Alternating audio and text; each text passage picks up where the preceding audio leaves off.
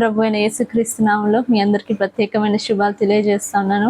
మరి ఈ పునరుత్థాన దినమున మీరు దేవుని మందిరానికి వెళ్ళి దేవుని స్తుతించి ఆరాధించి గణపరచాలని ఆశపడతా ఉన్నాను. ఈరోజు దేవుడు మనతో ఒక మాట ద్వారా మాట్లాడుతున్నాడు. కీర్తనలు 26వ అధ్యాయము 7వ వచనము. అచ్చట కృతజ్ఞతాస్తుతులు చెల్లింతును, నీ ఆశ్చర్య కార్యములు వివరింతును. మన దేవుడు మనతో మాట్లాడుతూ ఉన్నాడు. ఏమనంటే, మనం ఆయన సన్నిధిలో కృతజ్ఞతాస్తుతులు చెల్లించినప్పుడు మన జీవితంలో ఉన్న ప్రతి మూయబడ్డ ద్వారము ఆయన తెరవబోతా ఉన్నాడు.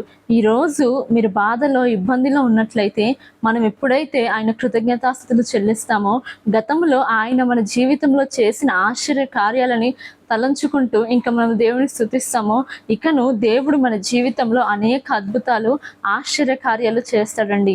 మరి పౌలుశీలలు ఎలాగైతే మరి వాళ్ళ బంధకాల్లో ఉన్నప్పుడు దేవుని స్తుతించారో, దేవుని ఆరాధించారో, ఎప్పుడైతే వాళ్ళు దేవుని స్తుతించి ఆరాధించినప్పుడు వాళ్ళ బంధకాలు తెంపబడ్డాయో, అదే రీతిగా మనము కూడా దేవుని కృతజ్ఞతాస్తుతులు చెల్లిస్తున్నప్పుడు ఆయన మన జీవితంలో ఏ బంధకం చేత మనం పీడింపబడతా ఉన్నామో, ఏ బంధకాలను బట్టి బాధపడతా ఉన్నామో, ఆయన ప్రతి బంధకాన్ని ఆయన తెంపివేయబోతా ఉన్నాడు. మనము ఆయన ఆశ్చర్య కార్యాలను వివరించినప్పుడు ఇకను అనేక ఆశ్చర్య కార్యాలు ఆయన మన జీవితంలో జరిగించే దేవుడు.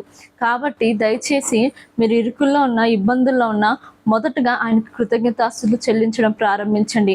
అది కొన్నిసార్లు కష్టంగా ఉండొచ్చు, కానీ మనం ఎప్పుడైతే మన కష్టంలో నష్టంలో దేవుని స్తుతిస్తామో ఆయన మన జీవితంలో సంతోషంతో నింపే దేవుడు. కాబట్టి ఈరోజు ఏ పరిస్థితుల్లో మీరు ఉన్నప్పటికీ కానీ దేవుడు మాట్లాడుతూ ఉన్నాడు. మనం కృతజ్ఞతాస్తుతులతో ఆయన ఆశ్చర్య కార్యాలు వివరిస్తున్నట్లయితే ఆయన ఖచ్చితంగా మన జీవితంలో గొప్ప విడుదల ఆయన ఇవ్వబోతా ఉన్నాడు. కాబట్టి ఏ సమస్యకి ఏ బాధకి భయపడక ఆయన సన్నిధిలో కృతజ్ఞతాస్తుతులు చెల్లించండి.